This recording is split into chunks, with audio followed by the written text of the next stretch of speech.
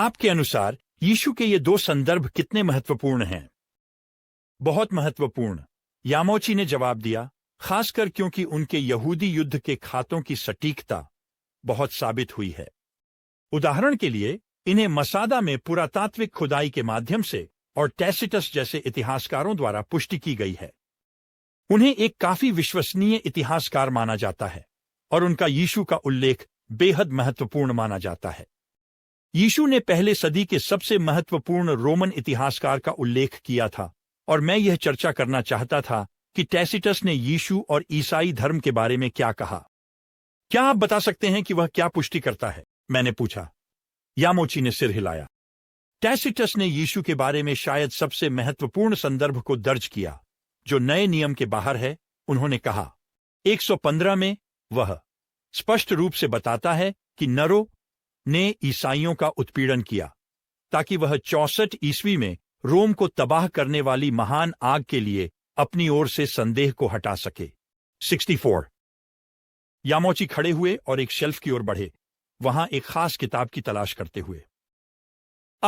हाँ, यहां है, उन्होंने कहा, एक मोटी किताब निकालते हुए और उसे पलटते हुए जब तक कि उन्हें सही अंश नहीं मिल गया, जिसे उन्होंने फिर मुझे पढ़कर सुनाया। नरो ने एक वर्ग पर दोष लगाया और उनके घृणित कार्यों के लिए सबसे भयानक यातनाएं दीं। जनता द्वारा ईसाई कहा गया। जिस मसीह से इस नाम की उत्पत्ति हुई, उन्होंने तिबेरियस के शासन के दौरान हमारे एक प्रोक्यूरेटर पोंटियस पिलाट के हाथों सबसे कठोर सजा भोगी और एक बहुत ही शरारती अंधविश्वास इस प्रकार कुछ समय के लिए रोका गया, फिर से न केवल यहूदिया में जो बुराई का पहला स्रोत था, बल्कि रोम में भी फैल गया। इसलिए पहले उन सभी की गिरफ्तारी की गई जिन्होंने दोषी होने की बात कही। फिर उनकी जानकारी के आधार पर एक विशाल जनसमूह को दोषी ठहराया गया, न कि शहर को जलाने के अपराध के लिए, बल्कि मानवता के प्रति नफरत के लिए। मैं पहले से ही उस अंश से परिचित था और मैं सोच रहा था कि यामोची एक प्रमुख विद्वान जिसका नाम JND है कि एक टिप्पणी पर कैसे प्रतिक्रिया देंगे। ND Anderson. वह अनुमान लगाते हैं कि जब टैसिटस कहते हैं यह शरारती अंधविश्वास कुछ समय के लिए रोका गया लेकिन बाद में फिर से फैल गया, वह अनजाने में शुरुआती ईसाइयों के विश्वास की गवाही दे रहा था कि यीशु को क्रूस पर चढ़ाया गया था, लेकिन फिर वह कब्र से उठ खड़ा हुआ। मैंने कहा, क्या आप उनसे सहमत हैं? यामोची ने एक पल सोचा। यह निश्चित रूप से कुछ विद्वानों की व्याख्या रही है, उन्होंने जवाब दिया। ऐसा लग रहा था कि वह मेरी राय के लिए अनुरोध से बच रहे हैं, लेकिन फिर उन्होंने एक महत्वपूर्ण बात कही। चाहे उस अंश का यह विशेष रूप से ध्यान में हो या नहीं, यह हमें एक बहुत ही अद्भुत तथ्य प्रदान करता है, जो यह है, क्रूस पर चढ़ाना सबसे घृणित भाग्य था जिसे कोई भी सहन कर सकता था, और इस बात को समझाना होगा कि एक क्रूस पर चढ़ाए गए आदमी के आधार पर एक आंदोलन था।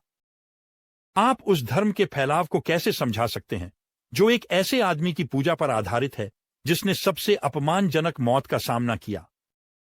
बिल्कुल, ईसाई जवाब है कि वह पुनर्जीवित हुए। अगर वे इस पर विश्वास नहीं करते हैं तो दूसरों को कोई वैकल्पिक सिद्धांत पेश करना होगा, लेकिन मेरे ख्याल से कोई भी वैकल्पिक दृष्टिकोण बहुत प्रभावशाली नहीं है। मैंने उनसे पूछा कि वे टैसिटस की लेखन के बारे में यीशु के संदर्भ में क्या विचार रखते हैं। यह महत्वपूर्ण गवाही है एक असहिष्णु गवाह द्वारा जो ईसाई धर्म की सफलता और फैलाव के बारे में है। एक ऐतिहासिक व्यक्ति यीशु के आधार पर जिसे पोंटियस पिलाट के तहत क्रूस पर चढ़ाया गया था, उन्होंने कहा, और यह महत्वपूर्ण है कि टैसिटस ने रिपोर्ट किया कि एक विशाल जनसमूह अपने विश्वासों के प्रति इतनी मजबूती से पकड़ा हुआ था कि वे अपने विश्वास को छोड़ने के बजाय मरने के लिए तैयार थे। मुझे पता था कि एक और रोमन जिसे प्लिनी द यंगर कहा जाता है ने भी अपनी लेखन में ईसाई धर्म का उल्लेख किया था। क्या उसने कुछ महत्वपूर्ण मामलों की पुष्टि की है ना? मैंने पूछा। बिल्कुल सही। वह प्लिनी द एल्डर के भतीजे थे जो प्रसिद्ध विश्व कोशकार थे और जो 69 ईस्वी में वेसुवियस के विस्फोट में मरे। 7 प्लिनी द यंगर ने उत्तर पश्चिमी तुर्की में बिथिनिया के गवर्नर का पद संभाला। उनके अपने दोस्त सम्राट ट्राजन के साथ बहुत सारी पत्राचार आज तक संरक्षित है। यामोची ने एक किताब के पन्ने की फोटोकॉपी निकाली और कहा, इन पत्रों की किताब 10 में वह विशेष रूप से उन ईसाइयों का उल्लेख करता है जिन्हें उसने गिरफ्तार किया है। उद्धरण: मैंने उनसे पूछा है कि क्या वे ईसाई हैं, और अगर वे इसे स्वीकार करते हैं तो मैं सवाल को दूसरी और तीसरी बार दोहराता हूं, उनके लिए इंतजार कर रहे दंड की चेतावनी के साथ। अगर वे अडिग रहते हैं तो मैं उन्हें फांसी के लिए ले जाने का आदेश देता हूं। उनकी स्वीकृति की प्रकृति चाहे जो भी हो, मुझे यकीन है कि उनकी जिद और अडिग हट को बिना सजा नहीं रहना चाहिए। उन्होंने यह भी घोषित किया कि उनकी कुल गलती या अपराध इससे ज्यादा नहीं है। वे सुबह के पहले प्रकाश में एक निश्चित दिन नियमित रूप से मिलते थे ताकि वे एक दूसरे के बीच में बारी बारी से छंद गा सकें, मसीह के सम्मान में, जैसे कि किसी देवता के लिए, और साथ ही खुद को शपथ से बांधने के लिए, किसी भी आपराधिक उद्देश्य के लिए नहीं, बल्कि चोरी, डकैती और व्यभिचार से दूर रहने के लिए। इसने मुझे यह तय करने पर मजबूर किया कि सच को निकालना और भी जरूरी है, भले ही इसके लिए यातना देनी पड़े। 2 दासी महिलाओं से, जिन्हें उन्होंने डिकन्सेस कहा, मुझे केवल एक विकृत प्रकार की पूजा मिली जो अत्यधिक लंबाई तक पहुंच गई। उद्धरण समाप्त। यह संदर्भ कितना महत्वपूर्ण है? मैंने पूछा। बहुत महत्वपूर्ण। यह संभवतः 150 ई के आसपास लिखा गया था। 111। और यह ईसाई धर्म के तेजी से फैलने की गवाही देता है, शहर और ग्रामीण क्षेत्रों में, हर वर्ग के लोगों के बीच, दासी महिलाओं और रोमन नागरिकों दोनों के बीच, क्योंकि वह यह भी कहता है कि वह रोमन नागरिकों को परीक्षण के लिए रोम भेजता है। और यह यीशु की पूजा को भगवान के रूप में बताता है कि ईसाई उच्च नैतिक मानकों को बनाए रखते थे और वे अपने विश्वासों से आसानी से नहीं हिलते थे।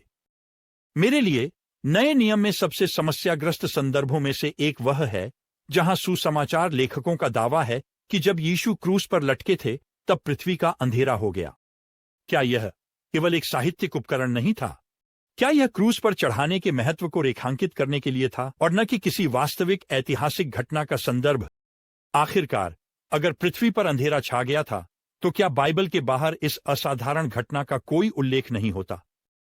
हालांकि थालुस ने ट्रोजन युद्ध के बाद पूर्वी भूमध्य सागरीय दुनिया का इतिहास लिखा। थालुस का काम खो गया है। जूलियस अफ्रीकनस द्वारा उद्धृत किया गया था, अंधकार का उल्लेख किया था, सुसमाचारों ने लिखा था। यह बाइबल के दावे की स्वतंत्र पुष्टि हो सकती है। 221। इसने उस अंधकार का उल्लेख किया जिसे सुसमाचारों ने लिखा था। क्या यह, मैंने पूछा, इस बाइबल के दावे की स्वतंत्र पुष्टि हो सकती है? यामोची ने समझाया, इस अंश में जूलियस अफ्रीकनस कहते हैं, थालुस अपनी ऐतिहासिक पुस्तकों के तीसरे भाग में अंधकार को सूर्य ग्रहण के रूप में समझाते हैं, जैसा कि मुझे यह असंगत लगता है। तो थालुस स्पष्ट रूप से कह रहा था, हां, क्रूस पर चढ़ाने के समय अंधकार था, और उसने अनुमान लगाया कि यह सूर्य ग्रहण के कारण हुआ था। फिर अफ्रीकनस तर्क करते हैं कि यह सूर्य ग्रहण नहीं हो सकता, यह देखते हुए कि क्रूस पर चढ़ाने का समय कब था। यामोची ने अपने डेस्क की ओर बढ़कर एक कागज का टुकड़ा निकाला। मुझे विद्वान पॉल मेयर के 1968 की किताब पोंटियस पिलाट में अंधकार के बारे में एक फुटनोट में कहा गया उद्धरण देना है। उन्होंने कहा, इन शब्दों को पढ़ते हुए, यह घटना स्पष्ट रूप से रोम, एथेंस और अन्य भूमध्य सागरीय शहरों में देखी गई थी। टर्टुलियन के अनुसार यह एक ब्रह्मांडीय या विश्व घटना थी। फ्लेजन, जो कि कार्य का एक ग्रीक लेखक है जिसने 137 ईस्वी के तुरंत बाद एक कालक्रम लिखा, ने रिपोर्ट किया कि 202वीं ओलंपियाड के चौथे वर्ष यानी 33 ईस्वी में सूर्य का सबसे बड़ा ग्रहण हुआ और दिन के छठे घंटे यानी दोपहर में रात हो गई ताकि आकाश में तारे भी दिखाई देने लगे। बिथिनिया में एक बड़ा भूकंप आया और नाइसिया में कई चीजें पलट गईं।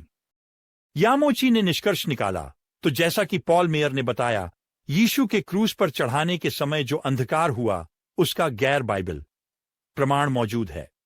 स्पष्ट रूप से कुछ लोगों ने इसे एक प्राकृतिक व्याख्या देने की आवश्यकता महसूस की, यह कहकर कि यह एक ग्रहण था।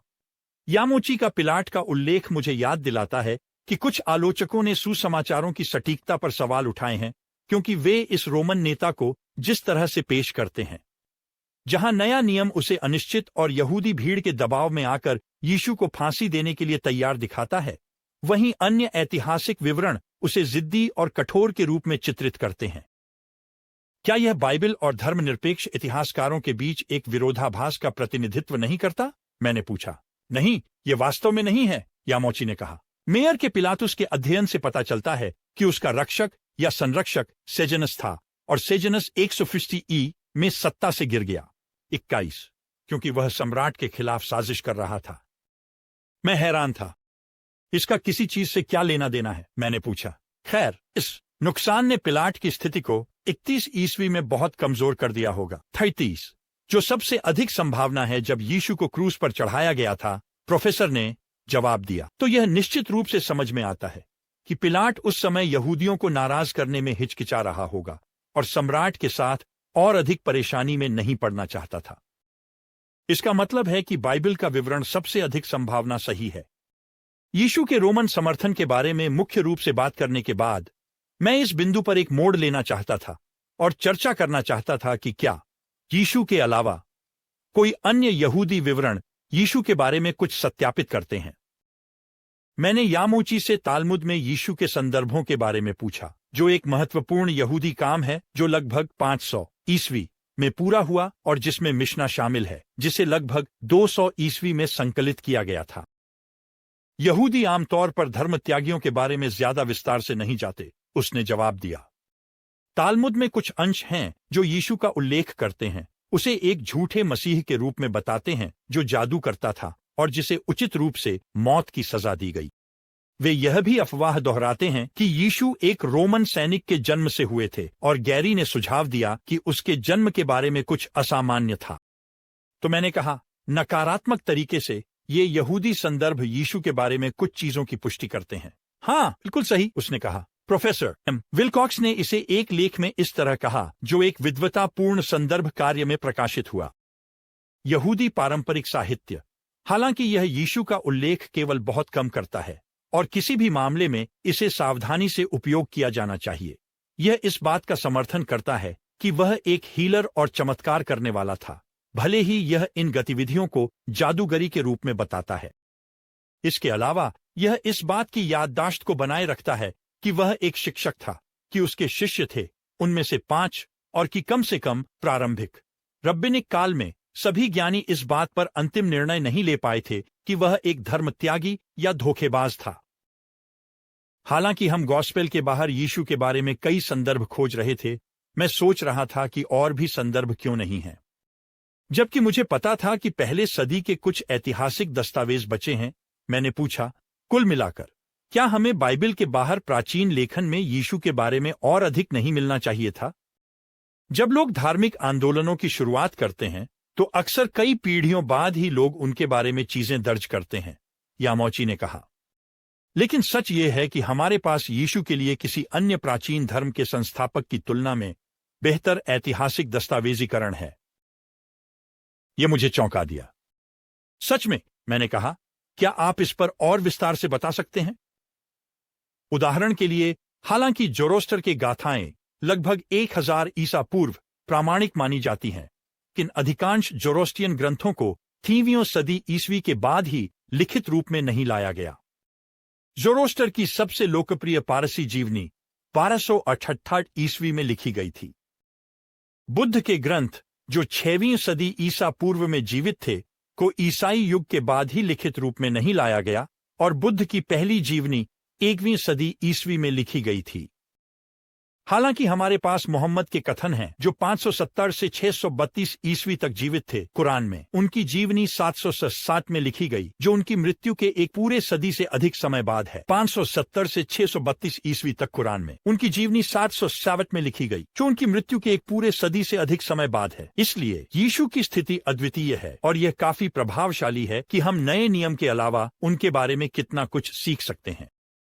मैं उस विषय को उठाना चाहता था और अब तक गैर बाइबल स्रोतों से हमने यीशु के बारे में जो कुछ सीखा है उसका सारांश देना चाहता था। चलो ऐसा मान लेते हैं कि हमारे पास नया नियम या अन्य ईसाई लेखन नहीं है, मैंने कहा। उनके बिना भी हम प्राचीन गैर ईसाई स्रोतों जैसे कि तालमुद में यीशु, टैसिटस, प्लिनी द यंगर और अन्य से यीशु के बारे में क्या निष्कर्ष निकाल पाएंगे? यामोची मुस्कुराए। हमारे पास अभी भी महत्वपूर्ण ऐतिहासिक साक्ष्यों की एक बड़ी मात्रा होगी। वास्तव में यह यीशु के जीवन के लिए एक तरह का खाका प्रदान करेगा, उन्होंने कहा। फिर वह आगे बढ़ा, हर बिंदु को जोर देने के लिए एक अंगुली उठाते हुए। हम यह जानेंगे कि सबसे पहले यीशु एक यहूदी शिक्षक थे। दूसरा, कई लोगों का मानना था कि उसने उपचार और भूत प्रेत निकाले। तीसरा, कुछ लोगों का मानना था कि वह मसीह थे। चौथा, उसे यहूदी नेताओं द्वारा अस्वीकृत किया गया। पांचवां, उसे पोंटियस पिलाट के तहत तिबेरियस के शासन में क्रूज पर चढ़ाया गया। छठा, शर्मनाक मृत्यु के बावजूद उसके अनुयायी जो मानते थे कि वह अभी भी जीवित है, उन्होंने फिलिस्तीन से बाहर फैलना शुरू कर दिया, ताकि ईस्वी में रोम में उनकी बड़ी संख्या हो गई, 64। और सातवां, शहरों और गांवों के सभी प्रकार के लोग, पुरुष और महिलाएं, दास और स्वतंत्र, उसे भगवान के रूप में पूजा करते थे। यह वास्तव में स्वतंत्र पुष्टि की एक प्रभावशाली मात्रा थी।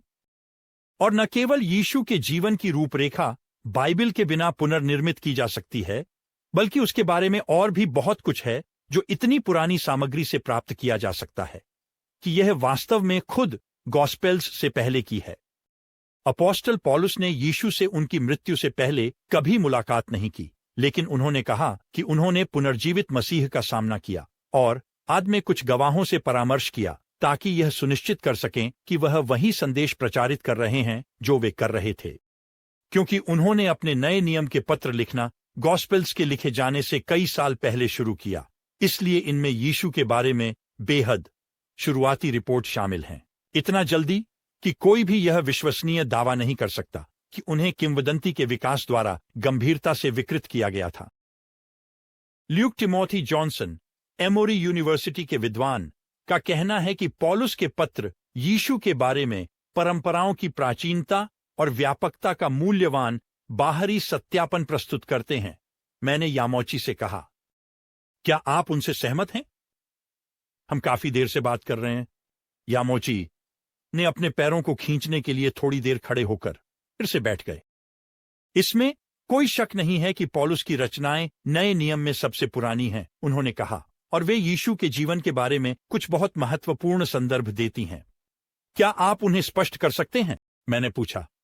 खैर, वह इस बात का उल्लेख करते हैं कि यीशु दाऊद का वंशज था, कि वह मसीह था, कि उसे धोखा दिया गया, कि उसका मुकदमा चला, हमारे पापों के लिए उसे क्रूस पर चढ़ाया गया और दफनाया गया, और कि वह तीसरे दिन फिर से जी उठा, और कई लोगों ने उसे देखा, जिसमें यीशु का भाई याकूब भी शामिल था, जो उसकी क्रूस पर चढ़ाने से पहले उस पर विश्वास नहीं करते थे। यह भी दिलचस्प है कि पौलुस कुछ ऐसी चीजों का उल्लेख नहीं करते जो गॉस्पेल्स में बहुत महत्वपूर्ण हैं।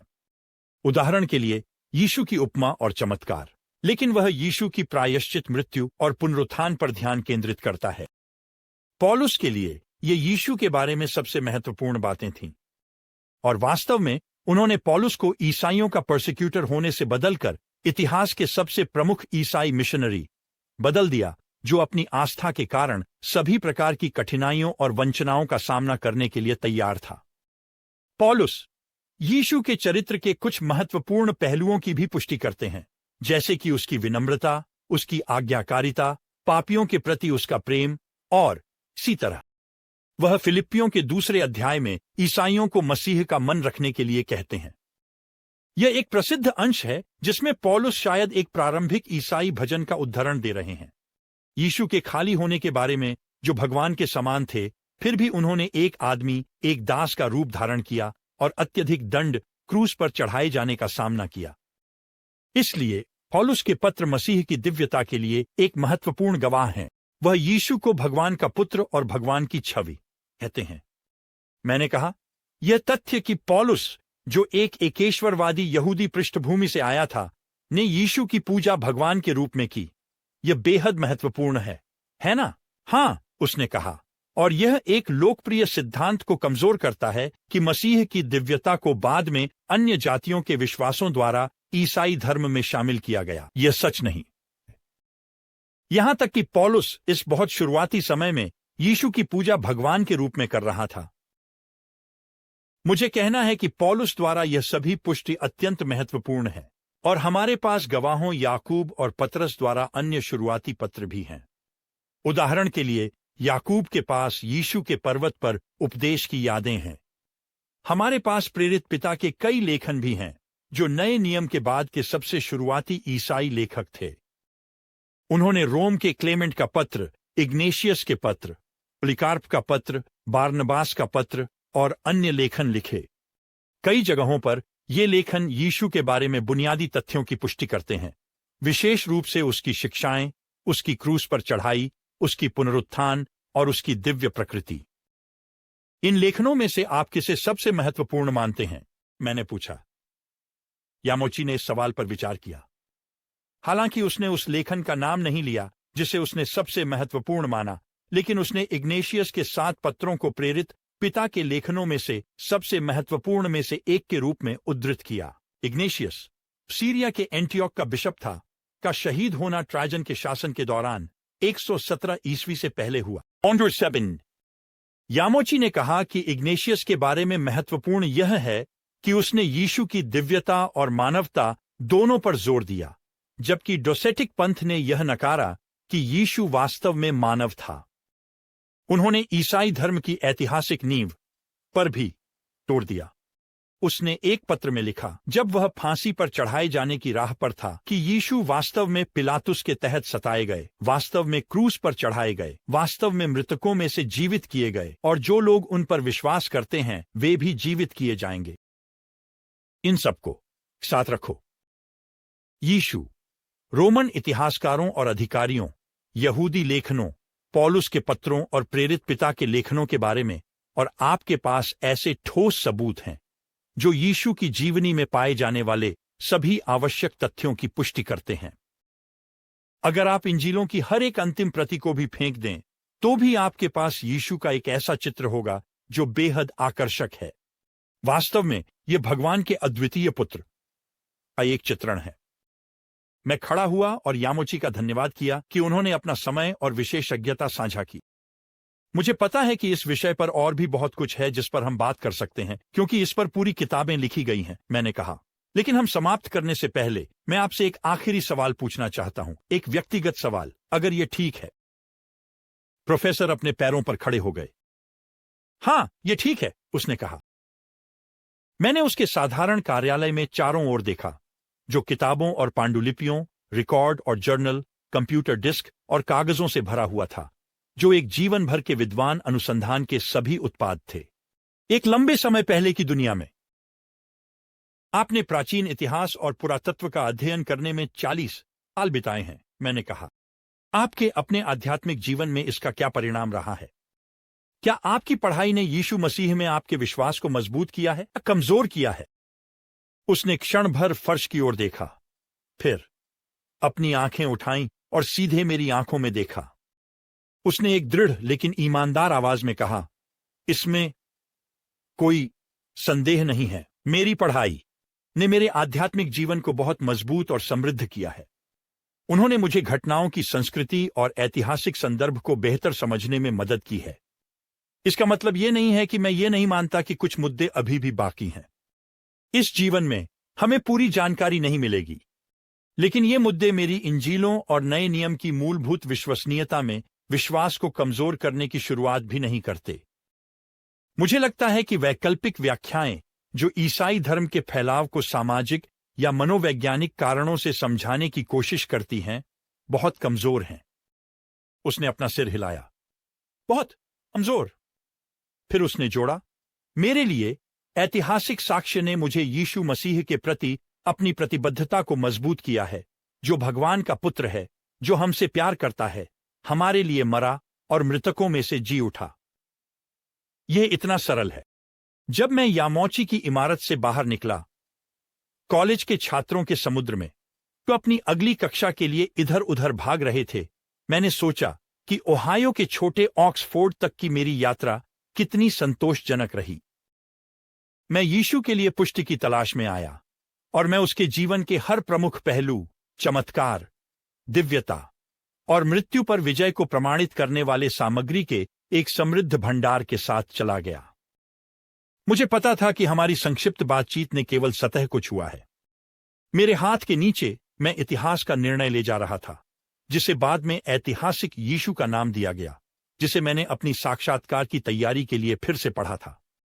इसमें इतिहासकार गैरी हैबरमास 29 प्राचीन स्रोतों का विवरण देते हैं जो यीशु के जीवन का दस्तावेजीकरण करते हैं, जिनमें से वह यीशु के जीवन, शिक्षाओं, क्रूस पर चढ़ाने और पुनरुत्थान से संबंधित 100 से अधिक रिपोर्ट किए गए तथ्यों की गणना करते हैं।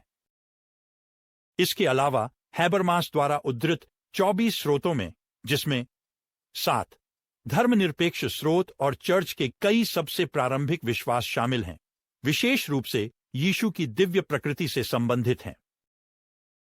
ये विश्वास इस बात को उजागर करते हैं कि चर्च ने केवल एक पीढ़ी बाद यीशु की दिव्यता को नहीं सिखाया, जैसा कि समकालीन थियोलॉजी में अक्सर दोहराया जाता है, क्योंकि यह सिद्धांत निश्चित रूप से सबसे प्रारंभिक चर्च में मौजूद है। हैबरमास लिखते हैं, उसका निष्कर्ष इन विश्वासों का सबसे अच्छा स्पष्टीकरण यह है कि वे यीशु की अपनी शिक्षाओं का सही प्रतिनिधित्व करते हैं। यह सबसे प्रभावशाली व्यक्ति द्वारा किए गए सबसे महत्वपूर्ण दावे के लिए आश्चर्यजनक पुष्टि है जो कभी भी जीवित रहा है। मैंने अपनी कोट को झिप किया जब मैं अपनी कार की ओर बढ़ा। एक बार फिर पीछे मुड़कर देखते हुए मैंने देखा कि अक्टूबर की धूप उस पत्थर की खुदाई को रोशन कर रही है जिसे मैंने सबसे पहले देखा था जब मैं इस पूरी तरह से धर्मनिरपेक्ष विश्वविद्यालय के परिसर में गया। तुम सत्य को जानोगे और सत्य तुम्हें स्वतंत्र करेगा।